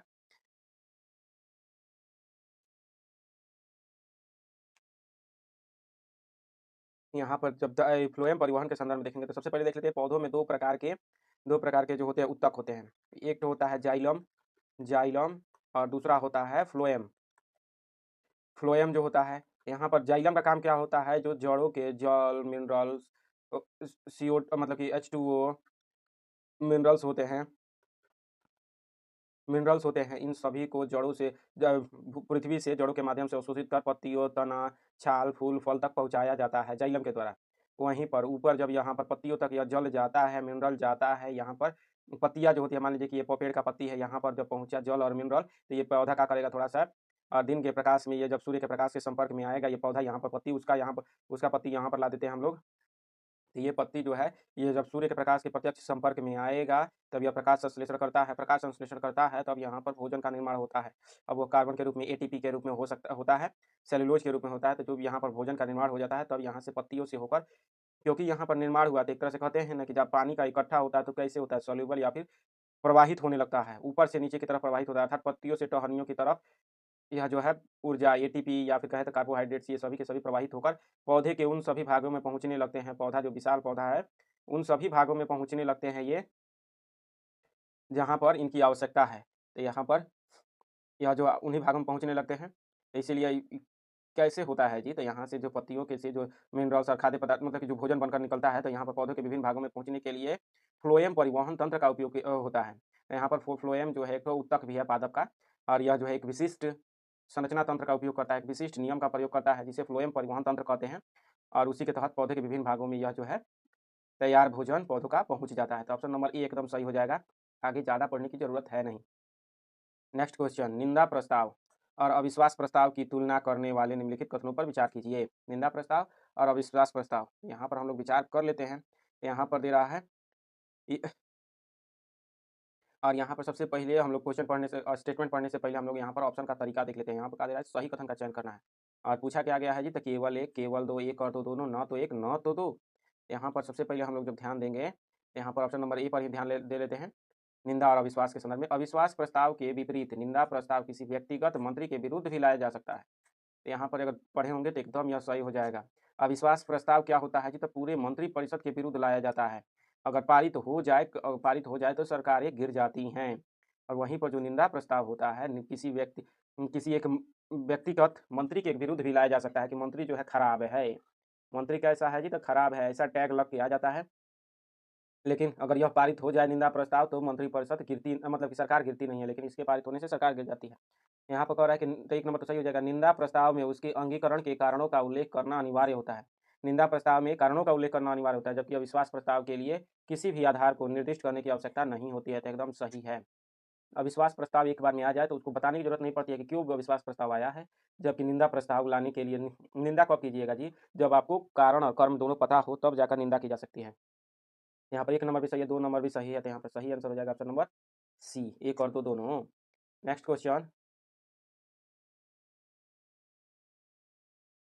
क्वेश्चन है, भारत के संविधान के भाग 9(1) के अंतर्गत महानगर योजना समिति के संदर्भ में निम्नलिखित कथनों पर विचार कीजिए। महानगर योजना समिति के संदर्भ में विचार करना है, और यहाँ पर दे रहा है कि एक एक दो ऐसे करके दो ऑप्शन दिया, और ऑप्शन का तरीका है केवल एक, केवल दो, एक और दो दोनों, न तो एक न तो दो। यहाँ पर देख लेते हैं हम लोग, जब हम लोग ध्यान से इसको पढ़ेंगे तो देख लेते हैं। यहाँ पर दे रहा है कि यह संपूर्ण महानगर क्षेत्र के लिए प्रारूप विकास योजना तैयार करती है जी, संपूर्ण महानगर क्षेत्र के लिए। उसके बाद से है महानगर योजना समिति के 2/3 सदस्यों का चयन महानगर क्षेत्र में नगरपालिकाओं के निर्वाचित सदस्यों और पंचायतों के अध्यक्षों द्वारा अपने में से ही किया जाएगा। तो यहाँ पर दूसरा नंबर भी सही है, एक नंबर तो सही है ही। यहाँ पर ध्यान, महानगर योजना समिति के संदर्भ में दोनों के दोनों सही हैं, तो ऑप्शन नंबर यहाँ पर हम लोग का सही हो जाएगा सी। नेक्स्ट क्वेश्चन, भारत के खाद्य तेल उत्पादन के संदर्भ में निम्नलिखित कथनों पर विचार कीजिए। भारत के खाद्य तेल उत्पादन के संदर्भ में विचार करना है, और यहाँ पर क्या विचार करना है जी, तो सही कथन का चयन करना है। और यहाँ पर केवल एक, केवल दो, सभी तीन, कोई भी नहीं करके दिया हुआ है। तो हम लोग ऑप्शन अपना देख लेते हैं कि अब स्टेटमेंट पढ़ लेते हैं, और कैसा स्टेटमेंट पढ़ते हैं तो दिखा, भारतीय कृषि में तिलहन की खेती का क्षेत्रफल सबसे अधिक है। तिलहन की खेती का क्षेत्रफल जो है सबसे अधिक है। उसके बाद से सबसे बड़े उत्पादकों में से एक होने के बावजूद भारत अपने उपभोग का केवल 50% से अधिक खाद्य तेल आयात करता है। और उसके बाद से है अरंडी और कुसुम के उत्पादन में भारत पहले स्थान पर है। अरंडी और कुसुम के उत्पादन में यहाँ पर जब हम लोग ध्यान देंगे, एक नंबर कह रहा है कि भारतीय कृषि में तिलहन की खेती का क्षेत्रफल सबसे अधिक है। सरासर गलती है, क्योंकि भारत में कृषि में किस चीज़ का जी, तो चावल का क्षेत्रफल सबसे अधिक है। चावल या फिर कहे धान की का क्षेत्रफल मतलब कि सबसे अधिक है। कितना जी, तो 25% है। कैसे का मतलब इसका अर्थ क्या हुआ जी, तो भारत में मान लीजिए कि 100 कट्ठा खेत है, 100 बीघा खेत है, तो 100 बीघा में से 25% अर्थात 25 बीघा जो है सिर्फ और सिर्फ चावल की खेती होती है। बाकी जो 75% बचते हैं ये, तो 75% में अन्य सभी प्रकार के, हज़ार प्रकार के फसलों का उत्पादन होता है। तो यहाँ पर तिलहन तो कभी आगे निकल नहीं सकता है, अभी एक नंबर गलत। उसके बाद से सबसे बड़े उत्पादकों में से एक होने के बावजूद अपने उपभोग का 50% आयात करता है, एकदम सही है। अरंडी और कुसुम के उत्पादन में भारत जो है फर्स्ट स्थान पर, एकदम सही है। दो, एक नंबर गलत है, 2 और 3 सही हैं। इसका अर्थ हुआ कि केवल 2 ऑप्शन सही हैं।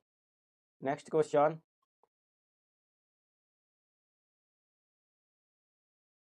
भारत पेरू व्यापार समझौते के वार्ता का 9वां दौर पेरू में सफलतापूर्वक संपन्न हुआ। इस संदर्भ में कौन सा से देश पेरू के से सीमा साझा करते हैं? पेरू से सीमा साझा करने वालों में यहाँ पर और क्या चुनना है जी, तो सही कथन का चयन करना है। और यहाँ पर ब्राज़ील, इक्वाडोर और अर्जेंटीना। तो पेरू से जो सीमा साझा करने वाले जो देश हैं, यहाँ पर पेरू का हम लोग मैप बना सकते हैं। पेरू कहाँ पर है जी, तो दक्षिणी अमेरिका में है। तो इसकी सीमा जो है, पेरू की सीमा ब्राज़ील से लगती है। उसके बाद से देखें तो क्या इक्वाडोर से सॉरी, यहाँ पर इक्वाडोर से लगती है जी, यहाँ पर एकदम सही है, इक्वाडोर से भी लगती है।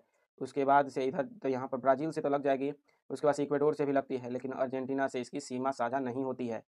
पेरू की सीमा बोलीविया से। यहाँ पर जब हम लोग दक्षिण अमेरिका का मैप ही बना लेते हैं, ज़्यादा झंझट करने की ज़रूरत नहीं है। हम लोग जब दक्षिण अमेरिका का मैप बनाएंगे तो कुछ इस तरह से बनता है। तो यहाँ पर जब ध्यान देंगे तो यहाँ पर है हम लोगों का कोलंबिया है, यहाँ पर वेनेजुएला है, यहाँ पर है क्या है जी, तो इक्वेडोर है। और इसी के पश्चिम में क्या पड़ता है जी, यहीं पर पड़ता है पेरू। पेरू पड़ता है यहाँ पर, और इसके दक्षिण में मतलब कि ये यहाँ से यहाँ तक बोलीविया है, और यहाँ से इसके बाद से अर्जेंटीना प्रारंभ हो जाता है। तो यहाँ पर चिली है, और इसके बाद से अर्जेंटीना, यहाँ से ये जो क्षेत्र है अर्जेंटीना बन जाता है, अर्जेंटीना कहलाता है। यहाँ पर देखिएगा अर्जेंटीना से सीमा साझा हुआ जी, तो नहीं। यहाँ पर तीसरा नंबर गलत, ब्राज़ील से सीमा साझा कर रहा है, ब्राज़ील ये है। इक्वेडोर यहाँ पर सीमा साझा कर रहा है, तो ब्राज़ील इक्वेडोर से सीमा साझा करता है, तो यहाँ पर सही आंसर हो जाएगा ऑप्शन नंबर बी, 1 और 2 दोनों। Next question, Bose Einstein condensate के संदर्भ में कौन सा से सही है? तो बोस आइंस्टीन कंडेंसेट के संदर्भ में जब हम लोग देखेंगे तो यह पदार्थ की 5वीं अवस्था है। तो यहाँ पर कह रहा है कि 5वीं अवस्था है। इसके बाद से यह पदार्थ के भिन्न भिन्न गुणों के लिए उत्तरदायी उप परमाणु कणों का एक परास रेंज है। यहाँ पर उप परमाणु कणों का परास रेंज है जी। तो यहाँ पर जब ध्यान देंगे तो यह 5वीं अवस्था जो है बोस आइंस्टीन कंडेंसेट ही है। यहाँ पर ऑप्शन नंबर ये हो जाएगा। सही कथन का चयन करना था, और ऑप्शन का तरीका ABCD करके दिया हुआ था, इसमें कुछ स्टेटमेंट अलग से देखना नहीं था। यहाँ पर बी इसी के संदर्भ में अब हम देख लेते हैं। अब हम देखते हैं next question, Bose Einstein condensate 5वीं अवस्था है पदार्थ की, जैसे कि ठोस, द्रव, गैस के बाद से प्लाज्मा होता है, प्लाज्मा के बाद से BEC होता है।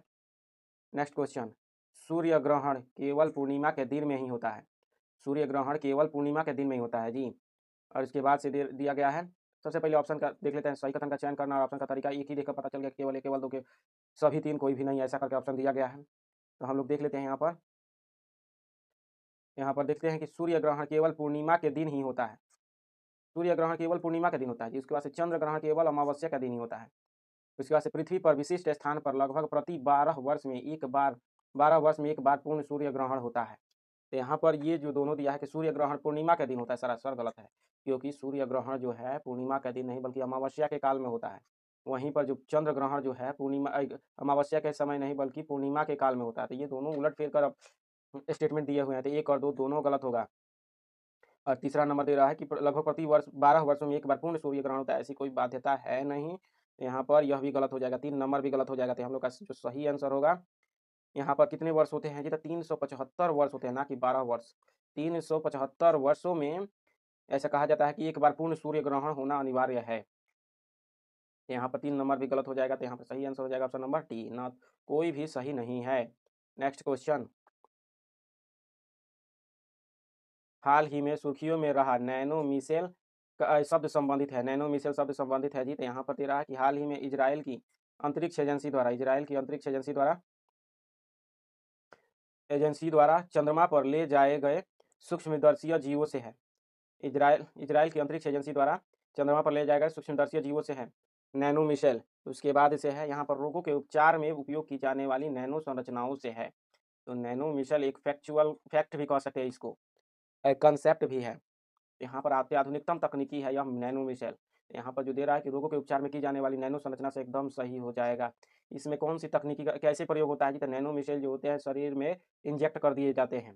पहले जो होता था, जो भी हम लोग पारंपरिक दवाई खाते थे उसमें क्या होता था, तो वो जो होता था उसमें जो मेडिसिन होती थी और वे जाकर रोग को ठीक करती थी। लेकिन यहाँ पर एक तरह से कहें तो एकदम माइक्रो रोबोट कह सकते हैं, माइक्रो रोबोट। अब ऐसा नहीं है कि रोबोट ही होगा, क्योंकि संयोजित नहीं होते, लेकिन माइक्रो रोबोट की तरह यह नैनो मिसाइल काम करते हैं। तो यहाँ पर शरीर में इंजेक्ट, मान लीजिए कि ये व्यक्ति हैं, इनके शरीर में अगर मान लीजिए कि यहाँ पर कैंसर है, क्या है जी? शरीर इनके किसी अंग में या फिर कहते हैं हृदय में या फिर पेट में कैंसर है, तो यह कैंसर जो है यहाँ पर इस व्यक्ति के नसों में इंजेक्ट कर दिया जाएगा नैनो मिसाइल। और नैनो मिसाइल जब ये जाएंगे तो यहाँ पर किसी भी भाग से जाएँ और जाएँगे कैंसर कोशिकाओं के पास और उसको एक कहें कि हथौड़ी से पीट-पीट के तोड़ना शुरू करेंगे। हथौड़ी से मार-मार के तोड़-तोड़ के फेंकना शुरू करेंगे।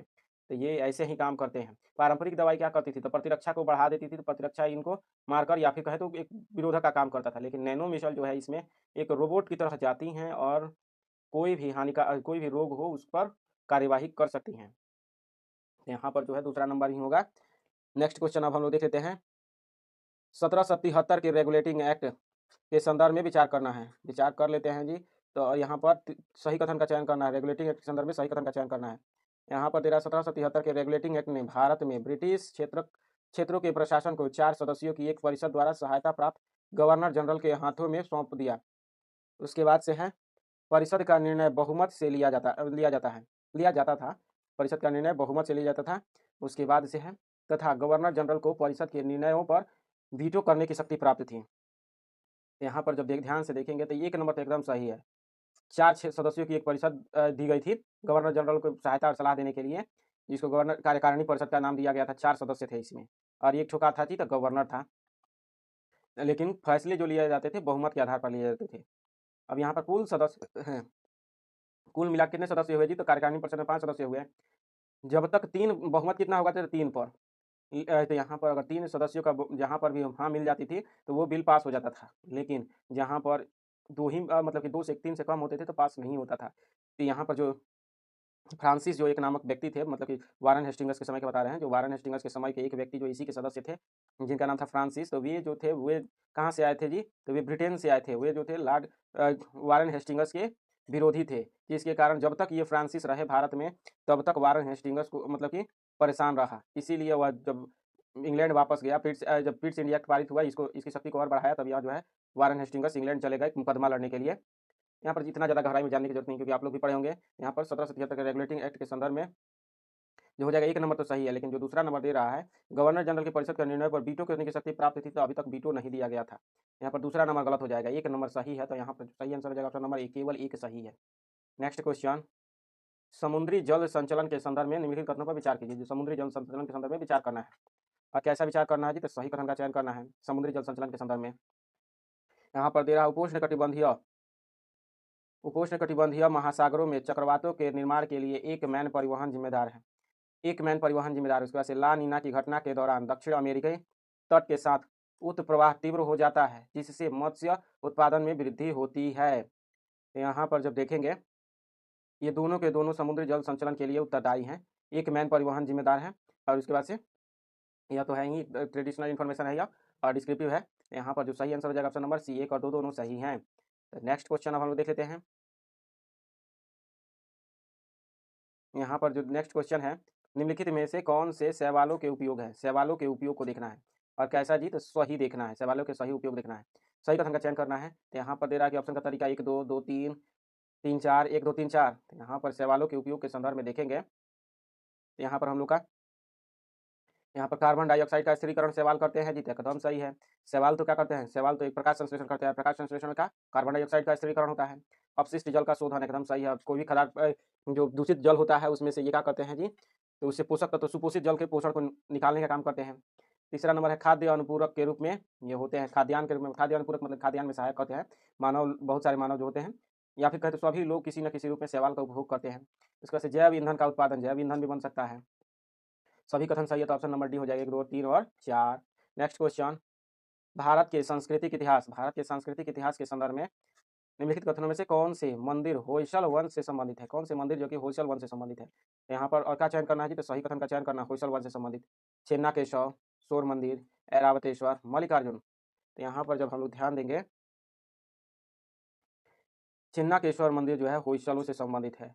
उसके बाद से जो है मल्लिकार्जुन मंदिर भी है, लेकिन शोर और ऐरावतेश्वर मंदिर जो है होयसलों से संबंधित नहीं है। यहाँ पर जो सही आंसर हो जाएगा, यहाँ पर 1 और 4 सही हैं। तो ऑप्शन नंबर हम लोग का फर्स्ट नंबर ही दिखाई दे रहा है, 1 और 4 सही हैं, जबकि 1 और 4 सही हैं। तो यहाँ पर तो आप लोग कहिएगा तो ये शोर मंदिर और ऐरावतेश्वर मंदिर किस शैली में है जी, तो ये जो है पल्लव शैली में है। शोर मंदिर जिसको तटीय मंदिर कहते हैं तो ये पल्लव शैली में बना है। वहीं पर जब ऐरावतेश्वर मंदिर की बात करें तो ऐरावतेश्वर मंदिर का निर्माण किस शैली में हुआ है जी, तो यह चोल शैली में है। यहाँ पर 1 और 4 निकल कर आ चुका है। नेक्स्ट क्वेश्चन, भारत के लिए इसरो के LVM-3M5 प्रक्षेपण का क्या महत्व है? LVM-3M5 प्रक्षेपण का क्या महत्व है? तो यहाँ पर देख लेते हैं क्या चुनना है जी, तो सही कथन का चयन करना है। और यहाँ पर ऑप्शन का तरीका केवल 1 केवल 2 1 और 2 दोनों, न तो 1 न तो 2। यहाँ पर जो सही आंसर होगा यहाँ पर हो जाएगा, देख लेते हैं हम लोग, यह अंतरिक्ष में संचार उपग्रह भेजने वाला अब तक का सबसे बड़ा रॉकेट होगा। संचार उपग्रह भेजने वाला यह पहली बार होगा जब इसरो भारतीय धरती को से 4000 किलोग्राम से अधिक भार वाले उपग्रह को भूस्थानिक अंतरिक्ष कक्षा जिसको जियो ट्रांसफर ऑर्बिट में स्थापित करेगा। जियो ट्रांसफर ऑर्बिट में। तो यहाँ पर जो सही आंसर हो जाएगा, दोनों के दोनों ऑप्शन सही हैं। अब तक का सबसे बड़ा रॉकेट है और यह 4000 किलोमीटर प्लस में GTO में जाएगा। तो यहाँ पर जो सही आंसर हो जाएगा ऑप्शन नंबर सी, 1 और 2 दोनों सही हैं। नेक्स्ट क्वेश्चन, भारतीय रिजर्व बैंक RBI के सरकार के बैंकर होने के संदर्भ में निम्नलिखित कथनों पर विचार कीजिए। सरकार के बैंकर होने के संदर्भ में विचार करना है और यहाँ पर जो दिया गया है, RBI अधिनियम 1934 के अनुसार RBI को भारत में केंद्र सरकार के सरकारी कार्यों को करने का अधिकार है। सरकारी कार्यों को करने का अधिकार है जी। इसके बाद से है, वर्तमान में सभी सार्वजनिक क्षेत्र के बैंक सरकारी बैंकिंग कारोबार के संचालन के लिए RBI के अभिकर्ता के रूप में कार्य करते हैं। और इसके बाद से है, RBI केंद्र सरकार के साथ साथ राज्य सरकारों के मूल खातों का रख रखाव करता है। तो यहाँ पर जब हम लोग ध्यान देंगे तो यहाँ पर ऑप्शन का तरीका जब हम लोग देखेंगे तो यहाँ पर दे रहा है कि 1 2 केवल 1 केवल 2 और सभी 3 करके दिया हुआ है। तो हम लोग का जो सही आंसर हो जाएगा, यहाँ पर तीनों के तीनों सही हैं एकदम। RBI सरकार का बैंकर है। तो इसका पुष्टि कैसे हो जाता है जी, तो केंद्र सरकार के जितने भी सरकारी कार्यों के लिए वित्तीय का प्रबंधन करने का काम यही करता है। वित्तीय प्रबंधन मतलब कि जो कागजों का लेखा जोखा होता है, सॉरी कागजों का लेखा जोखा नहीं ना, यहाँ पर जो होता है केंद्र सरकार के सरकारी कार्य जो होते हैं, जैसे कि बॉन्ड जारी करना, ट्रेजरी बिल जारी करना है, सरकार जनता से पैसे सोखना और सरकार को देना, ये सभी काम होते हैं। और यहाँ पर यह भी सही है, सरकारी बैंकिंग कारोबार के संचालन के लिए RBI जो होता है मुख्य अभिकर्ता के रूप में कार्य करता है और खातों का रख रखाव करता है। तो यहाँ पर जो सही आंसर हो जाएगा ऑप्शन नंबर सी, सभी के सभी सही हैं। नेक्स्ट क्वेश्चन, विस्तारित उत्पादक उत्तरदायित्व जिसको शॉर्ट फॉर्म में विस्तारित उत्पादक उत्तरदायित्व को शॉर्ट फॉर्म में EPR कहा जाता है।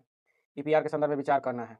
हाँ, कैसा विचार करना है जी, यहाँ पर सही कथन पर विचार करना है EPR के संदर्भ में। यहाँ पर ऑप्शन का तरीका केवल 1 केवल 2 1 2 1 और 2 न तो 1 न तो 2 दिया गया है। यहाँ पर जब हम लोग देखेंगे तो यहाँ पर जो है, यह एक ऐसी नीति पद्धति है जिसमें उपभोक्ताओं द्वारा उत्पादों को अनुपयोगी मान लिए जाने के बाद उनके निपटान प्रबंधन की जिम्मेदारी उत्पादकों पर होती है।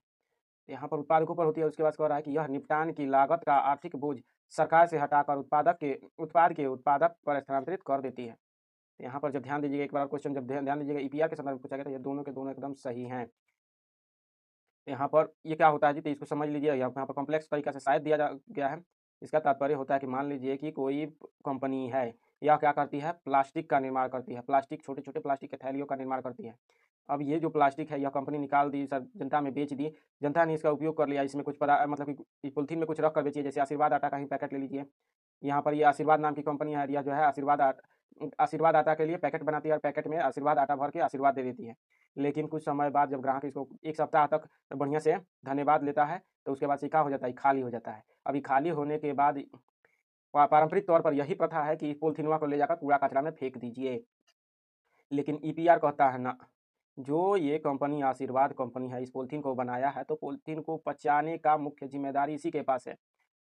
मतलब कि इसे वापस लेना होगा पॉलिथीन को आम जनता से, और अपने पास रखकर कैसे भी कीजिए, ईद क्या तो कबाड़ी खाना में बेच दीजिए, चाहे कोई भी काम कीजिए, लेकिन यहाँ से आपको लेना पड़ेगा। तो इसी को ईपीआर कहा जाता है। क्योंकि इससे क्या होगा जी, अगर मान लीजिए कि ये प्लास्टिक बाहर डंपिंग ना होकर यहाँ पर कंपनी के पास चला जाएगा, तो या तो ये जो है आशीर्वाद आटा की कंपनी जो है, ये तो पॉलिथीन को दोबारा उपयोग कर सकती है, या फिर किसी कबाड़ी कंपनी को बेच सकती है, जो कि इससे कुछ अन्य पदार्थ को बना सकते हैं। तो इसीलिए ईपीआर लाया गया है, 2016 में ही इसका प्रावधान किया गया था। अब तो इलेक्ट्रॉनिक्स क्षेत्र में सबसे प्रमुख, इलेक्ट्रॉनिक प्रदूषण को रोकने के लिए सबसे प्रमुख उपकरण के रूप में इसको दिखाया जा रहा है, ईपीआर को। अभी तो सभी क्षेत्रों में लागू नहीं हुआ है, लेकिन आगे आने वाले समय में ईपीआर के क्षेत्र में प्रगति अवश्य देखने को मिलेगी। नेक्स्ट क्वेश्चन, निम्नलिखित कथनों पर विचार कीजिए। और यहाँ पर क्या दे रहा है, काशा चालू खाता बचत खाता अनुपात वाले बैंकों को कम काशा अनुपात वाले बैंकों की तुलना में सस्ते वित्त स्रोत प्राप्त होते हैं। तो सस्ते वित्त स्रोत कब प्राप्त होते हैं जी, तो यहाँ पर क्या चुनना है जी, तो सही कथन का चयन करना है। सही कथन का चयन करना है, केवल एक, केवल दो, एक और दो, दोनों, न तो एक न तो दो। तो यहाँ पर जो है 1 नंबर तो एकदम सही हो जाएगा। उच्च काशा चालू खाता खाता अनुपात वाले बैंकों को कम काशा अनुपात वाले बैंकों की तुलना में सस्ते वित्त स्रोत प्राप्त होते हैं, तो 1 नंबर सही है। दूसरा नंबर, उच्च प्रावधान कवरेज अनुपात वाला बैंक क्रेडिट जोखिम के झटकों के प्रति संवेदनशील होता है, तो 2 नंबर भी सही है। तो 1 और 2 दोनों सही है, तो ऑप्शन नंबर हम लोग का सी हो जाएगा। नेक्स्ट क्वेश्चन, निम्नलिखित में से कौन सा गुण पादप और जंतु दोनों की कोशिकाओं में समान है। कौन सा गुण है कि पादप और जंतु दोनों में समान है, जैसे यहाँ पर दे रहा कोशिका भित्ति, हरित लवक, माइटोकॉन्ड्रिया, प्लाज्मिड। तो यहाँ पर जब सही आंसर हो जाएगा ऑप्शन नंबर सी, माइटोकॉन्ड्रिया जो है पादप और जंतु दोनों की कोशिकाओं में समान होता है। पादप भित्ति जो होता है सिर्फ पादप कोशिकाओं में पाया जाता है, कोशिका भित्ति जो होता है पादप कोशिकाओं में सिर्फ पाया जाता है। यहीं पर हरित लवक भी सिर्फ पादप में ही पाया जाता है। प्लाज्मिड जो है जंतु कोशिकाओं में पाए जाते हैं, सिर्फ जंतु में, पादप में नहीं। तो यहाँ पर माइटोकॉन्ड्रिया ही ऐसा है जो कि जंतु कोशिका, पादप कोशिका में पाए जाते हैं। तो नेक्स्ट क्वेश्चन, मिश्रित ज्वालामुखी के संदर्भ में निम्नलिखित कथनों पर विचार कीजिए। मिश्रित ज्वालामुखी के संदर्भ में विचार करना, कैसा विचार करना है जी, तो सही कथन पर विचार कर लेना है मिश्रित ज्वालामुखी के संदर्भ में। यहाँ पर है, ये ज्वालामुखी अधिकतर बेसाल्ट से बने होते हैं, विशिष्ट शंक्वाकार आकार और भीषण विस्फोटक होना विशेषता है। इसके बाद से ये ज्वालामुखी अत्यधिक श्यान लावा का उद्धार करते हैं, जबकि लंबी दूरी तक बहता है। तो यहाँ पर जब ध्यान देंगे तो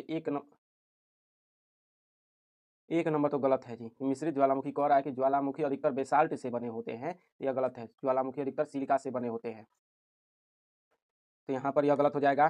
दूसरा नंबर, विशिष्ट शंक्वाकार आकार जो है, यहाँ पर कह रहा है कि विशिष्ट शंक्वाकार आकार और भीषण विस्फोटक होना इसकी विशेषता है, तो एकदम सही है। दूसरा नंबर सही हो जाएगा। लेकिन तीसरा नंबर है, ये ज्वालामुखी अत्यधिक श्यान लावा का उद्गार करते थे, ऐसा यह जो है गलत है, क्योंकि श्यान लावा नहीं बल्कि गाढ़े लावा का निर्माण करते हैं। गाढ़ा होता है, चिपचिपा होता है, ज़्यादा लंबी दूरी तक तय नहीं करता है, तो तीसरा नंबर गलत हो जाएगा। बहुत मतलब कि मध्यम दूरी तक, या दूरी जो होता है मध्यम तय करता है, अर्थात जो यहाँ पर ज्वालामुखी पर्वत है, यहाँ से अंदर से निकला लावा, और यहाँ से लावा निकला, तो यहाँ पर जो मध्य मिश्रित श्रेणी के होते हैं, अर्थात इनमें गैस भी होता है। क्या होता है जी, तो गैस भी सबसे पहले निकल जाता है। उसके बाद से इसमें लिक्विड फॉर्म में भी होता है, द्रव भी होता है।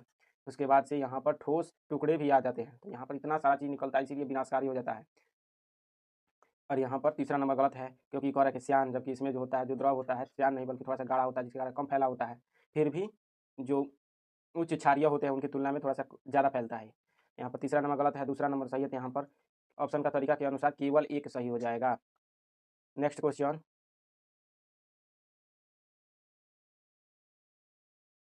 विश्व स्वास्थ्य संगठन WHO के संदर्भ में विचार करना है। WHO के संदर्भ में विचार करना है, कैसा क्या विचार करना है जी, तो सही कथन का चयन करना है WHO के संदर्भ में। यहाँ पर हम लोग देखेंगे यहाँ पर तेरा WHO के संदर्भ में यह संयुक्त राष्ट्र की विशेष स्वास्थ्य एजेंसी है और इसे वैश्विक स्वास्थ्य खतरों के प्रति विश्व की प्रतिक्रिया को समन्वित करने का दायित्व सौंपा गया है।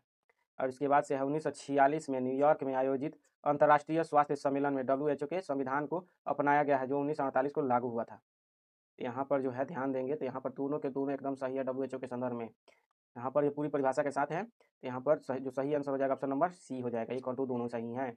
नेक्स्ट क्वेश्चन, अवशिष्ट शक्तियों के संदर्भ में विचार करना है। अवशिष्ट शक्तियों के संदर्भ में विचार करना है, यहाँ पर कैसा क्या विचार करना है जी, तो सही कथन का चयन करना है। अवशिष्ट विषयों पर विधि निर्माण की शक्ति संसद में निहित है। विधि निर्माण की शक्ति संसद में निहित है। उसके बाद से भारतीय संविधान में अवशिष्ट शक्तियों के प्रावधान को कनाडा के संविधान से अंगीकृत किया गया है। किसके संविधान से जी, तो कनाडा के संविधान से अंगीकृत किया गया है। तो यहाँ पर देखेंगे अवशिष्ट शक्तियाँ संसद में निहित है, कनाडा से प्रेरित है, दोनों के दोनों सही हो जाएगा। तो यहाँ पर सही आंसर हो जाएगा ऑप्शन नंबर सी।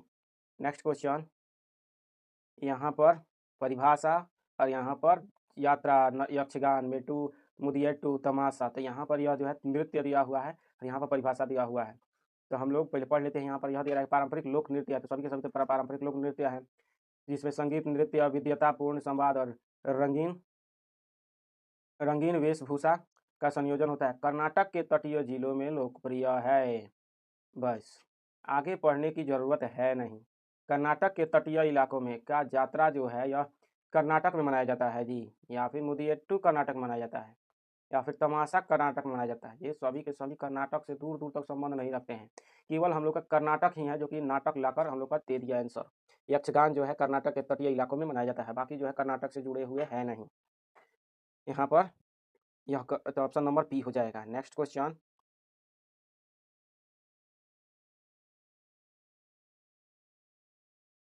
निम्नलिखित युग्मों पर विचार कीजिए। विचार कर लेते हैं। यहाँ पर दे रहा है मराठा संघ, उसके बाद से दे रहा है क्षेत्र,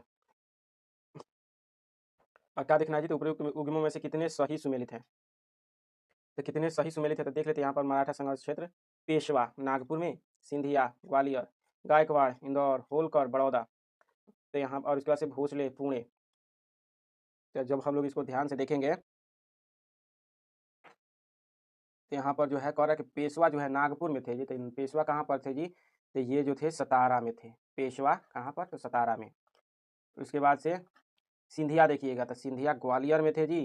और उसके बाद से यहाँ पर यह सबसे पहले देखिए ना, गायकवाड़ तो गुजरात वाले क्षेत्र में था, ये कह रहा है कि इंदौर में। तो यह जो है गलत हो गया। होलकर कहाँ पर थे जी, तो होलकर जो थे ये कहाँ पर थे जी, तो होलकर ये जो थे नागपुर में थे। सॉरी, भोसले नागपुर में थे। भोसले नागपुर में थे। तो यहाँ पर भोसले नागपुर में थे, तो यहाँ पर पुणे वाला गलत हो जाएगा। होलकर जो थे ग्वालियर में थे, सॉरी ग्वालियर नहीं, इंदौर में थे। होलकर इंदौर में थे, तो यहाँ पर यह भी गलत हो जाएगा, यह भी गलत। यहाँ पर केवल सिंधिया जो है ग्वालियर में थे, एकदम सही है। आज भी सिंधिया परिवार के लोग जो हैं ग्वालियर में हैं। तो 2 नंबर का सही है, केवल एक सही है। तो हम लोग का जो सही आंसर हो जाएगा केवल एक सही। नेक्स्ट क्वेश्चन, रवातक शिलालेख में निम्नलिखित में से किस शासक और उसकी प्रजा का उल्लेख है। रवातक शिलालेख में अशोक, समुद्रगुप्त, रुद्रदामन या फिर कनिष्क। तो रवातक अभिलेख का जानकारी किस में कनिष्क के बारे में जानकारी है। ये जो है अफगानिस्तान में है वर्तमान में, बैक्ट्रियाई भाषा लिखी गई है इस पर। नेक्स्ट क्वेश्चन, महिला कबड्डी विश्व कप, महिला कबड्डी विश्व कप 2025 के संदर्भ में विचार करना है। महिला कबड्डी विश्व कप 2025 के संदर्भ में विचार करना है। कैसा विचार करना है कि तो सही कथन पर विचार कर लेना है। और यहाँ पर अब केवल एक, केवल दो, एक और दो, दोनों, न तो एक न तो दो करके दिया हुआ है। यहाँ पर भारत ने 2025 में महिला कबड्डी विश्व कप का खिताब जीता है। महिला कबड्डी विश्व कप का खिताब जीता है भारत ने। और उसके बाद से है, यह पहली बार था जब महिला कबड्डी विश्व कप की मेजबानी भारत ने की है। तो यहाँ पर 1 नंबर तो एकदम सही है। 2025 में महिला कबड्डी विश्व कप की खिताब जीता है, लेकिन कहा जाए कि पहली बार भारत में हुआ है तो यह गलत है। यहाँ पर इसके पहले भी एक बार हो चुका है। यह कौन सा संस्करण था जी, तो भारत में जो महिला कबड्डी विश्व कप का दूसरा संस्करण था, अर्थात भारत में एक बार और हो चुका है कबड्डी विश्व कप का संचालन भारत में। ये दूसरा बार संचालन हुआ है और इसमें भारत जीता है। यहाँ पर यह गलत हो जाएगा, केवल एक सही है। तो यहाँ पर ऑप्शन के अनुसार ही केवल एक हो जाएगा। नेक्स्ट क्वेश्चन, नेक्स्ट क्वेश्चन जो है, अंतर्राज्यीय नदी जल विवाद अधिनियम 1956 के संदर्भ में विचार कीजिए। अंतर्राज्यीय नदी जल विवाद अधिनियम 1956 के संदर्भ में विचार करना है। यहाँ पर क्या विचार करना है जी, तो सही कथन पर विचार कर लेना है। सही विचार करना है। यहाँ पर तेरा केवल 1 और 3, केवल 2, केवल 1, केवल 2 और 3। तो यहाँ पर जो देखेंगे हम लोग यह कह रहा है कि यह नदी बोर्ड की स्थापना का प्रावधान करता है। तो क्या अंतर्राज्यीय नदी जल विवाद अधिनियम 1956 बोर्ड की स्थापना का प्रावधान करता है जी। यहाँ पर दूसरा नंबर दे रहा है कि यह जल विवाद अधिकरणों के अध्यक्ष अध्यक्ष और सदस्यों की नियुक्ति भारत के मुख्य न्यायाधीश द्वारा की जाती है। इसके बाद से किसी विवाद की स्थिति में कोई राज्य प्रत्यक्ष रूप से अधिकरण का रुख कर सकता है। विवाद की स्थिति में कोई भी राज्य प्रत्यक्ष रूप से अधिकरण का रुख कर सकता है जी, तो नहीं, ऐसा कोई प्रावधान नहीं है कि अगर मान लीजिए कि विवाद हो जाए तो प्रत्यक्ष रूप से अधिकरण की तरफ चला जाए। सबसे पहले न्यायालय आता है। यहाँ पर तीसरा नंबर गलत है। एक नंबर कह रहा है कि यह नदी बोर्ड की स्थापना का प्रावधान करता है, तो यहाँ पर नदी आयोग के बारे में बात करता है, ना कि नदी बोर्ड। तो एक नंबर गलत हो जाएगा। केवल 2 नंबर जो है सही है। तो केवल 2 सही है, तो हम लोग ऑप्शन देख लेते हैं कि 1 3 केवल 2, तो ऑप्शन नंबर बी हम लोग का आंसर निकल कर आ जाएगा। नेक्स्ट क्वेश्चन, निम्नलिखित युग्मों पर विचार कीजिए। यहाँ पर दे रहा है मानव रहित हवाई वाहन, उसके बाद से निर्माता देश, यूएवी और निर्माता देश। तो यहाँ पर क्या चयन करना है जी, तो सही कथन का चयन करना है। यूएवी के संदर्भ में सही कथन का चयन करना है। तो यहाँ पर दे रहा है MQ-9B इजराइल, MQ-9B का विकास जो है इजराइल ने किया है जी, या फिर हार्मिस 900 का जी, तो हार्मिस 900 का विकास कर रहा है कि यूएसए, तो यूएसए ने किया है जी हार्मिस 900। उसके बाद से बायोराक्टर TB2 तुर्की द्वारा, बायोराक्टर TB2 तुर्की द्वारा। उसके बाद से तपस BH-201 भारत द्वारा। तो यहाँ पर जब देखेंगे तो यह बायोराक्टर TB2 तुर्की द्वारा विकसित किया गया है, जिसका पाकिस्तान भी शायद उपयोग करता है, और तपस BH-201 भारत उपयोग करता है। यहाँ पर 3 और 4 सही है, लेकिन ये कह रहा है कि MQ-9 भी किसने बनाया है जी, तो यूएसए ने, तो और हर्मिस 900 इजराइल ने। यहाँ पर 3 और 4 सही हैं, तो केवल 2 ही ना सही ऑप्शन है जी, तो हम लोग आंसर हो जाएगा ऑप्शन नंबर बी, केवल 2। Next, global macro event driven, market neutral जैसे शब्द किस संदर्भ में सुर्खियों में रहते हैं। Global macro event driven, market neutral, ये शब्द जो हैं किसके संदर्भ में रहते हैं जी, तो यहाँ पर जो दे रहा है कि हेज फंड, निवेश रणनीति, विघटनकारी प्रौद्योगिकी, बैंकिंग जोखिम प्रबंधन, क्रूड ऑयल बेंचमार्क। यहाँ पर जो सही आंसर हो जाएगा option number A, hedge fund निवेश रणनीति। ग्लोबल मैक्रो इवेंट ड्रिवन और मार्केट न्यूट्रल का संबंध है हेज फंड निवेश रणनीति। नेक्स्ट क्वेश्चन, ब्रिक्स देशों के संबंध में निम्नलिखित कथनों में से कौन सा से सही नहीं है। ब्रिक्स देशों के जो संबंध में कौन सा से सही नहीं है जी, तो यहाँ पर जो है हम लोग देख लेते हैं कौन से सही नहीं है। तो यहाँ पर तेरा ब्रिक्स शब्द ब्रिटिश अर्थशास्त्री जिम ओनील द्वारा प्रतिपादित किया गया था, जिम ओनील द्वारा प्रतिपादित किया गया था जी। इसके बाद से इसका सचिवालय नई दिल्ली में स्थित है।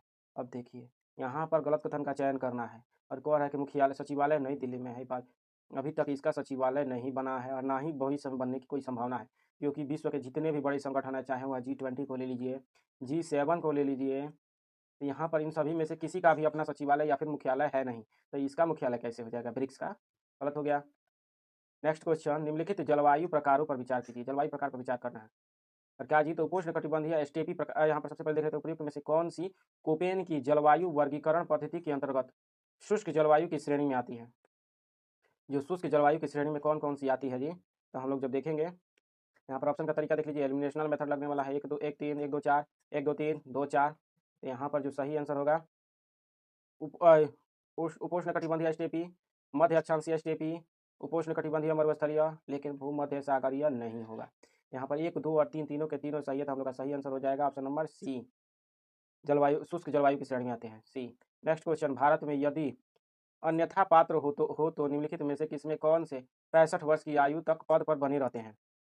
अन्यथा पात्र हो तो 65 वर्ष की आयु तक पद पर बने रहते हैं। तो यहाँ पर क्या चुनना है जी, तो सही कथन का चयन करना है, सही कथन का चयन करना है। यहाँ पर 1 नंबर जो दे रहा है कि मुख्य न्यायाधीश, भारत के मुख्य न्यायाधीश, यह भी 65 वर्ष तक रहते हैं, जबकि अन्य जो न्यायाधीश होते हैं वे सिर्फ 62 वर्ष तक होते हैं।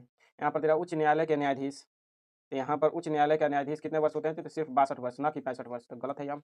भारत के नियंत्रक एवं महालेखा परीक्षक, तो एकदम सही है, ये जो है ये 65 वर्ष प्लस के भी हो तब भी ये अपने पद पर बने रह सकते हैं। यूपीएससी के अध्यक्ष यह भी जो हैं 65 वर्ष के बाद भी बने रहते हैं। कितना वर्ष तक थी, तो 70 वर्ष तक रह सकते हैं।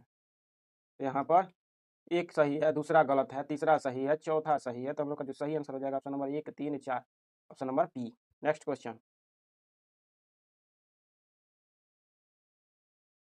सिंधु घाटी सभ्यता की सिंधु घाटी सभ्यता की सबसे आकर्षक प्रतिमाओं में से एक मातृदेवी की मूर्ति किस पदार्थ से निर्मित है। मातृदेवी की मूर्ति किस पदार्थ से निर्मित है। तो यहाँ पर कांस्य, टेराकोटा, बलुआ पत्थर, हाथी दांत। यहाँ पर तो एकदम सही, जो सही आंसर हो जाएगा ऑप्शन नंबर बी, टेराकोटा से निर्मित है आकर्षक मातृदेवी की प्रतिमा। एक ठो है जो कि जो डांसिंग गर्ल का जो प्रतिमा है वो तो कांसे से बना है, जो कि सिर्फ 4 इंच की लंबी है। 4 इंच की लंबी है, लेकिन यह एक नर्तकी का प्रतीक है। किसका जी? तो नर्तकी का प्रतीक है। जबकि वहीं पर मातृ देवी क्या है? तो यह एक ऐसी स्त्री है जो कि उल्टा खड़ी है और उसके मतलब कि उल्टा दिखाई दे रही है और उसके योनि से एक वृक्ष निकलता हुआ दिखाई देता है। योनि से वृक्ष निकल रहा है तो उसी को मातृ देवी की प्रतिमा कहा गया है और यह जो है टेराकोटा या फिर मिट्टी के मृदभांड से बनी हुई है। तो ऑप्शन नंबर बी हो जाएगा। नेक्स्ट क्वेश्चन, संयुक्त राष्ट्र जलवायु परिवर्तन फ्रेमवर्क कन्वेंशन यूएनएफसीसीसी के अंतर्गत पक्षकारों का 30वां सम्मेलन COP30 एक महत्वपूर्ण वैश्विक आयोजन है। यह किस देश द्वारा आयोजित किया जाएगा? किस देश द्वारा आयोजित किया जाएगा जी? दक्षिण अफ्रीका, अर्जेंटीना, ब्राजील या फिर USA। यहाँ पर जब हम लोग ध्यान से देखेंगे तो सही आंसर हो जाएगा option number C, Brazil. Brazil में जो रियो सम्मेलन हुआ था उसी की याद में 30वां सम्मेलन किया जाएगा।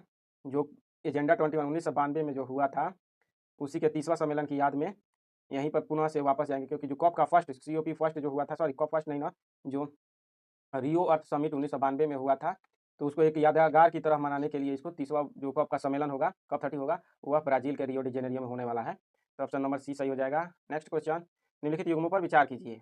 और यहाँ पर क्या विचार करना है? तो बोधिसत्व और विशेषता के संबंध विचार करना है। यहाँ पर दे रहा है सही कथन का सुमेलित करना है।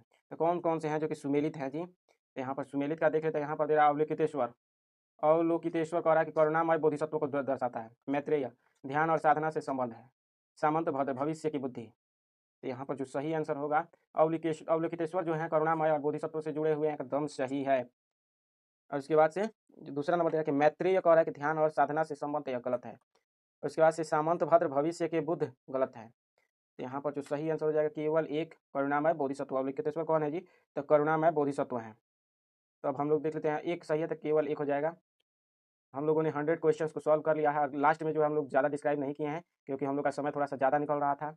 यहाँ पर एक अंत तक बने रहने के लिए धन्यवाद। अगले क्लास में हम लोग टेस्ट नंबर 26 का 1 से लेकर 50 तक क्वेश्चन को सॉल्व करेंगे, तो उस क्लास में भी ज्वाइन कीजिएगा। तब तक के लिए धन्यवाद।